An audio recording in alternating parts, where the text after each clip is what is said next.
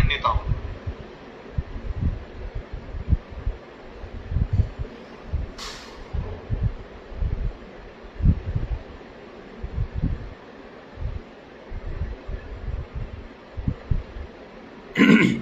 सभी भाइयों को राम राम। जय देव नारायण, जय तेजाजी महाराज।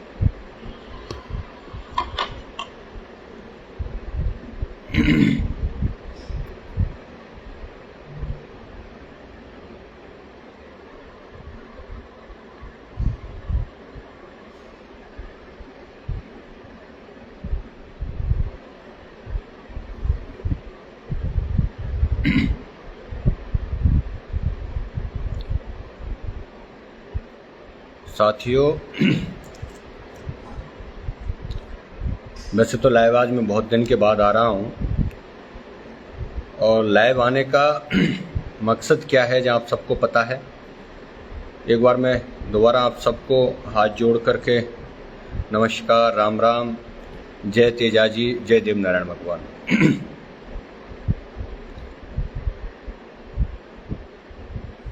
जितने भाई जुड़ सकते हैं वो जोड़ें सबको। साथियों, पुष्कर में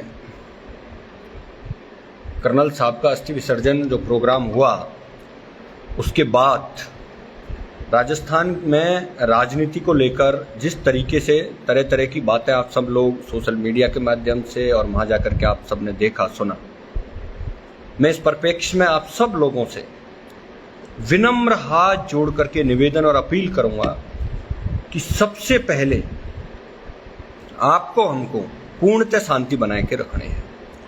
ये जो भी घटनाक्रम चल रहा है, ये राजस्थान सरकार के मुखिया के आदेश के अनुसार चल रहा है। ये बात हमको आपको समझनी पड़ेगी, क्योंकि जब जब माननीय गहलोत साहब के विपक्ष में कोई भी व्यक्ति, किसी भी समाज का व्यक्ति, चाहे पहले मदेरना साहब रहे हों, शीशराम ओला जी रहे हों या सीपी जोशी जी रहे हों, कोई भी व्यक्ति इनको लगा कि ये राजस्थान का मुख्यमंत्री बनेगा या बन सकता है, तब इस तरीके के साजिशें की गई, दूसरे के कंधे पर रख के बंदूकें चलाई गई। आपको हमको सबको सबसे पहले इस बात पर सोचना पड़ेगा। इसलिए इसमें हमें क्या करना होगा, हमें सबसे पहले शांति बना के रखनी होगी। ये संकल्प ले लो कि कल 15 सितंबर है, 15 सितंबर से लेके 15 अक्टूबर तक, इस 15 सितंबर 2022 से 15 अक्टूबर 2022 तक कोई भी व्यक्ति सोशल मीडिया पर किसी के लिए भी कुछ नहीं बोलेगा। ये मेरा आप सब लोगों से हाथ जोड़ करके नहीं। जैसे मैं भी एक पॉलिटिकली नेता हूं, मैंने भी चुनाव लड़ा है, मैंने राष्ट्रीय लोकतांत्रिक पार्टी से चुनाव लड़ा, आदरणीय बेनीवाल जी ने मुझे चुनाव लड़ाया, वो हमारे नेता हैं। मैं इस मौके पे एक बात कहना चाहता हूं, उनके भी मन में एक बात है कि राजस्थान में किसान का बेटा मुख्यमंत्री बने। आप सबके मन में भी यही बात है कि राजस्थान के अंदर किसान का बेटा मुख्यमंत्री बने। और आज अगर इस बात को कहने में कोई अतिशयोक्ति नहीं है कि राजस्थान के अंदर अगर आज कांग्रेस की सरकार है, जिस तरह की उठाफटकें चल रही हैं, उसके अंदर माननीय पायलट साहब का मुख्यमंत्री बनने का एक चांस या चांस था या आज भी है, ये उनकी पार्टी का निर्णय है। लेकिन राजस्थान का सर्व समाज चाहता है उनको मुख्यमंत्री के पद पर देखना। आप भी चाहते हो, हम भी चाहते हैं, सर्व समाज चाहता है, और सर्व समाज के किसी भी पॉलिटिकल पार्टी का व्यक्ति क्यों ना हो, वो भी चाहता है। ये जो घटना घटित हुई है, ये कोई, सबसे पहले तो आपको एक बात, ये बात पर पहुंचना पड़ेगा कि वहां जो भीड़ थी अस्थि विसर्जन में, पुष्कर के ग्राउंड के अंदर जो भीड़ थी वो किसी भी पार्टी की पॉलिटिकली भीड़ नहीं थी। ना तो वो भाजपा की विचारधारा के थे, ना कोई कांग्रेस की विचारधारा के थे, ना कोई किसी व्यक्ति विशेष की विचारधारा से। वहां जो भी व्यक्ति था वो माननीय कर्नल बैंसला जी के अस्थि विसर्जन में उनके प्रति श्रद्धा रखने वाला, उनके प्रति भाव रखने वाला व्यक्ति वहां गया था। वो न कोई कांग्रेस का था, न कोई भाजपा का था, बिल्कुल वो समाज का व्यक्ति जरूर था। अब समाज के मन में क्या दर्द है उसको तो कोई छुपा नहीं सकता, उसको कोई मिटा नहीं सकता। अब ये वहां के आयोजकों को सोचना चाहिए था कि किस भावना के लोग यहां आए हुए हैं, उनको किस तरीके से ट्रीट करना पड़ेगा। ये वहां का मिस मैनेजमेंट का परिणाम है। उसके बाद जैसे माननीय चांदना जी हैं, मंत्री जी, वो जिस तरीके से मोर्चा खोले हुए हैं, इसको आपको समझना पड़ेगा। क्योंकि आप, आज का जो यूथ है वो इतना समझदार हो गया है, कोई भी नेता, कोई भी व्यक्ति क्या कहना चाहता है उसकी भावना को बहुत अच्छे से समझता है। तो माननीय चांदना जी एक भावुक व्यक्ति हो सकते हैं, जैसा कि लोग कह रहे हैं, मैं तो कभी मिला नहीं, वो कुछ भी बोल देते हैं, कम उम्र है या एक कुछ भी कह सकते हैं उसको आप। लेकिन इस समाज की एक बहुत बड़ी बात मैं आपको बताना चाहता हूं, जो हमारी किसान कौम के समाज में है, ग्रामीण क्षेत्र के अंदर जो है, कि हम भाई भाई आपस में चाहे कितना भी लड़ें, लेकिन अगर जब लड़ने की बारी अगर किसी और व्यक्ति से हुई तो हमें एक होने में भी कोई देरी नहीं लगेगी, कोई वक्त नहीं लगेगा। मैं इस मौके पर माननीय चांदना जी से भी कहना चाहता हूं कि वो किसी की बातों में नहीं आए, अपनी भावनाओं पर काबू रखें। क्योंकि शायद मैं पहला व्यक्ति हूं, जब चांदना जी ने मुंडली के लिए कुछ कहा था, मैं उस मुंडली को आज तक नहीं जानता, राजू मुंडली को, मुझे फोन किया, मैं गया, मैं उन्हें प्रचार किया, चुनाव लड़ाया, आ गया, उसके बाद आज तक मैं राजू मुंडली से नहीं मिला।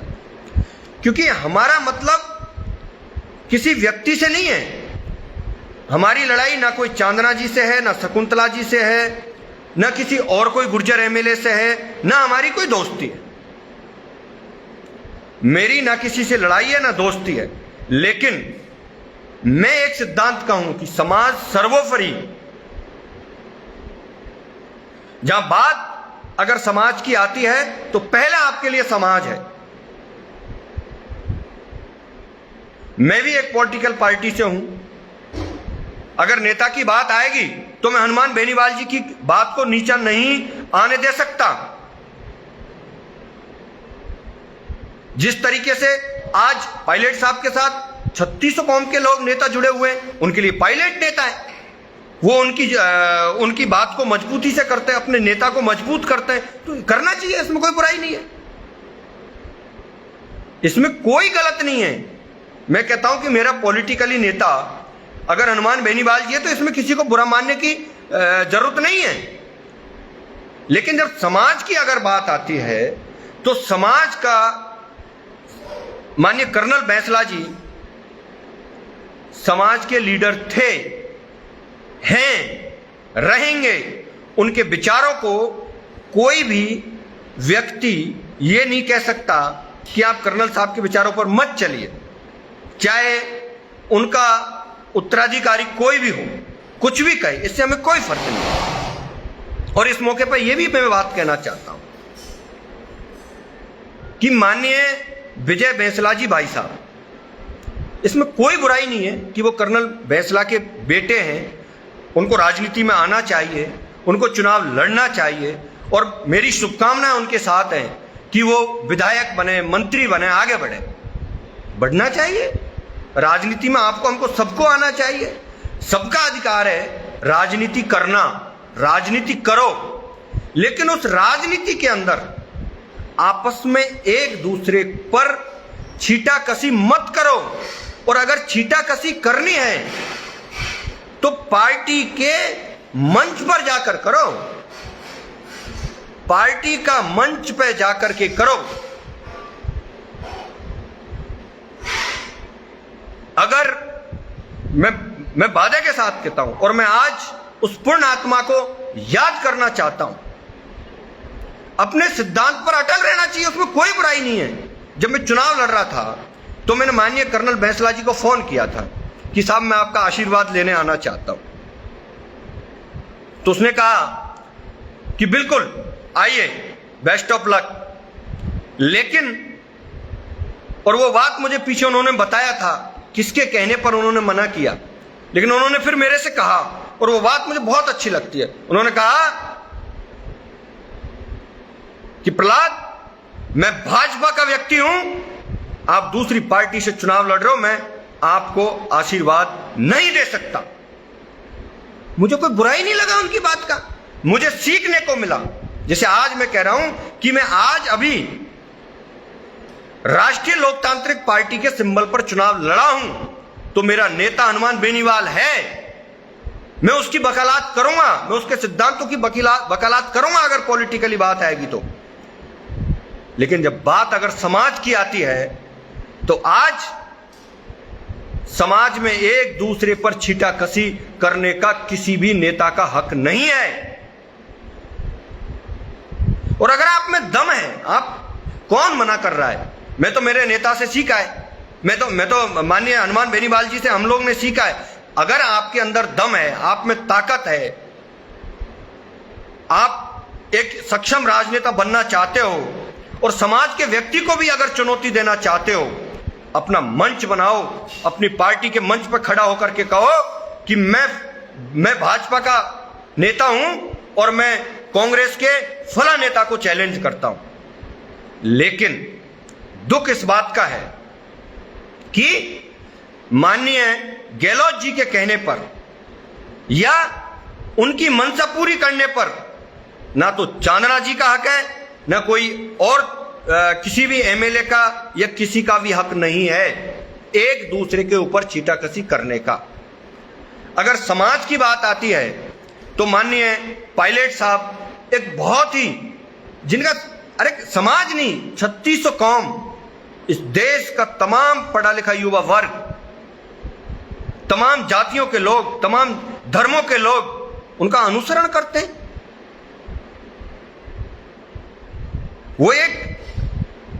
वो व्यक्ति हैं जिनसे नेतागिरी करने वालों को सीखना चाहिए।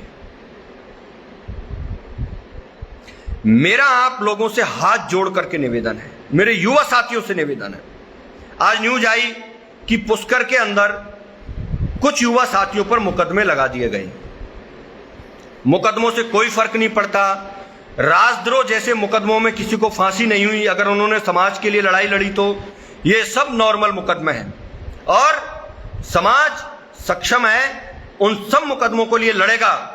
अगर पुलिस जिस तरीके से तुरंत वारंट निकाल रही हैं, उनको अरेस्ट कर रही हैं, जा रही हैं, पुलिस प्रशासन उनका काम कर रहा है, करिए। अगर वो गिरफ्तार कर रहे हैं, आप गिरफ्तार हो जाइए, हम उनकी जमानत करवाएंगे और उनको छुड़वा करके लाएंगे। लेकिन मेरे युवा साथियों, किसी भी प्रकार की, मैं क्या कह रहा हूं, 15 सितंबर से 15 अक्टूबर तक एक मैसेज ये भी पहुंचना चाहिए कि समाज का युवा अब हर किसी की चालाकियां बारीकी से समझने लग गया है। इसलिए हमें किसी भी ओछी भाषा का किसी व्यक्ति के प्रति ओछी भाषा का उपयोग नहीं करना है, किसी भी तरीके की ऊंच कूद नहीं करनी है। अब आज जिन लोगों ने ये षड्यंत्र रचा, जो चक्रव्यूह रचा, वो अपने ही चक्रव्यूह में फंस गए हैं। अगर आप लोगों ने किसी भी तरीके का उत्पात किया तो आपके सिर लग जाएगा। और मैं चाहता हूं कि अब आप बिल्कुल शांति से, मानी इन 1 महीनों में कोई भी किसी भी तरह की नेगेटिविटी वाली सोशल मीडिया पर भी न्यूज नहीं डालें। ये आपको उकसाना चाहते हैं, ये आपसे हुड़दंग करना चाहते हैं कि देखो गुर्जर कम्युनिटी के लोग किस तरीके से उतावले हो रहे हैं, आपके ऊपर मुकदमे लगाए जाएं, आपको फंसाया जाए, जिससे आपके अंदर और भड़के। तो ये धीरे धीरे धीरे एक साजिश के तहत, एक प्लानिंग के तहत ऐसा करवाया जा रहा है। इस बात को आपको समझना पड़ेगा। इसलिए साथियों, मैं आपसे निवेदन कर रहा हूं, रहती है बात उस घटना की, तो वो घटना ना तो चांदना जी के खिलाफ थी, ना कोई और व्यक्ति के खिलाफ थी। वो जो रोष है वो वहां के व्यक्तियों का रोष नहीं था, वो पूरे राजस्थान के एक एक व्यक्ति का रोष है। आपने देखा होगा दूदू में, दूदू का एमएलए, एक मुख्यमंत्री जी की रैली होती है और वो कहता कि 2 ही नारे लगेंगे, अगर तीसरा नारा लगा तो आप जेल चले जाओगे, पुलिस पकड़ ले जाएगी। ये क्या है? उनको पता है कि अगर तीसरा नारा लगेगा तो किस व्यक्ति का लगेगा, क्योंकि वह कांग्रेस की मीटिंग है। किसकी मीटिंग है? कांग्रेस पार्टी की मीटिंग है। और अगर वह तीसरा नारा लगेगा तो कांग्रेस पार्टी के नेता का लगेगा। तो ये जो डर है, उनके मन में जो डर है, जनभावनाओं को हम नहीं दबा सकते, लेकिन अब युवाओं को एक संजीदा का, शांति का एक ऐसा मैसेज देना होगा जिससे ये लोग जिन्होंने एक चक्रव्यूह किसी और लोगों को बेवजह नाम लेकर के बदनाम करने की जो साजिश की है, उसको एक तरीके से हमें ये जवाब देना, शांति दूत बन करके, कि हम शांत हैं जी, आप पकड़िए, आप जेल में ले जाइए, हम जमानत कर लाएंगे, लेकिन हम कोई हुड़दंग नहीं करेंगे। और अगर हमें कोई हुड़दंग करना होगा तो मैं आपसे कह रहा हूं कि 15 अक्टूबर के बाद ये प्रहलाद खटाना आपको सबसे आगे मिलेगा, सबसे आगे मिलेगा, और इस कांग्रेस सरकार की नाक में नकेल डालने का काम करेंगे। ये कांग्रेस और भाजपा के जो लोग हैं, इनका जो मिलाजुला खेल है, ये खेल कभी राजस्थान में किसान के बेटे को मुख्यमंत्री नहीं बनने देगा। माननीय हनुमान बेनीवाल जी हर हमेशा कहते हैं, आप इस बात पर गौर कीजिए, और समाज को हथियार बना करके राजनीति करने का किसी का हक नहीं है। हमने भी समाज के लिए काम किया है, हमने भी कर्नल बैंसला जी के साथ काम किया, और आप सबको पता है, विदित है, बताने की क्या जरूरत है। उस मीटिंग में तो हम भी गए थे। मेरे कुछ युवा साथियों से मैं कहना चाहता हूं, आप उतावले मत होइए। मैं मानता हूं कि मेरे युवा साथियों से, उनसे भी गलतियां हुई हैं कि वो उतावले होकर के और वहां उनके बीच में चले गए। अरे क्या जरूरत है? जब आपको कोई नहीं बुला रहा है, वहां पर आपको कोई मंच पर नहीं बुला रहा है, आप मत जाइए।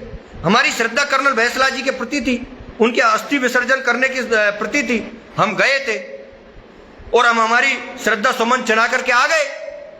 क्या जरूरत पड़ रही है? अगर हमारे अंदर दम है, हमें राजनीति करनी है, हम हमारे दम पर करेंगे, हम हमारे पार्टी लाइन पर करेंगे। ऐसे क्यों? नहीं करना चाहिए। यह भी मेरा आप सब लोगों से हाथ जोड़ करके निवेदन है। और अगर आप लोगों ने मुकदमे लगवाए हैं, तो हमने बहुत मुकदमे देखे, क्या फर्क पड़ जाएगा? मुकदमों में सबकी जमानत होती है, और क्रांतिकारियों पर तो मुकदमे लगते रहते, फर्क क्या पड़ता है? करिए। लेकिन ये सरकार की साजिश है। एक एक व्यक्ति को जिस तरीके से ढूंढा जा रहा है कि पकड़ो पकड़ो पकड़ो, ये लोग कौन थे, कौन नहीं थे। अरे गोपाल बस्सी क्या सचिन पायलट का आदमी है क्या? बताओ, मैं पूछना चाहता हूं। गोपाल बस्सी ने तो अभी जब चुनाव लड़ा था तो बीजेपी से लड़ा था। आप किसी व्यक्ति का नाम किससे जोड़ करके, आप समझो ये किस तरीके की एक चालाकी है। ये कह रहे हैं अभी तो ये बहुत बड़ा एक साजिश का धीरे धीरे अभी तो ये वो बना रहे हैं, क्या एक पूरा मसूदा तैयार कर रहे हैं ये लोग, कि ऐसा मसूदा तैयार किया जाए, फिर उसको ऊपर इनके कोई आला कमान होते होंगे, उनको पहुंचाएंगे कि देखो साहब, ये पायलट साहब ये करवा रहे हैं। वहां पायलट साहब का कोई लेना देना नहीं था, वहां पायलट साहब का कोई व्यक्तिगत कार्यकर्ता नहीं था, वहां कुछ नहीं था। ऐसा कुछ नहीं था। और ये दुर्भाग्य था कि मैं भी वहां लेट पहुंचा। ये जो घटना हो गई थी, इस घटना के बाद पहुंचा। लेकिन मैं ये कह सकता हूं वादे के साथ, और देखो साहब, ये समाज की भावना है। अगर मैं गुर्जर समाज की बात करूं तो समाज की भावनाओं को कोई नहीं रोक सकता। ये समाज स्वाभिमान समाज है। मैं हर हमेशा कहता हूं कि गुर्जर प्रतिहार वंशों ने हजारों वर्षों तक राज किया था, लेकिन उनमें फूट डाल करके उनको छत विछत कर दिया गया, और वो अपने स्वाभिमान को बचाने के लिए जंगलों में चले गए थे। साथियों, ये स्वाभिमानी कौम है, और इसके पास ऐसा यंत्र है, ऐसा गेज है, ये लगा के रखता है कि ये तपाता है व्यक्ति को, देखता है व्यक्ति को, ये कितना सामाजिक है, ये कितना समाज के लिए काम आएगा, कितना ये सब समाजों को साथ लेके चलेगा। और राजनीति के अंदर अपने समाज को, अपने समाज के वजूद को, उसकी इज्जत को जिंदा रखते हुए और सर्व समाजों का जो सम्मान करता है व्यक्ति, वही सफल होता है।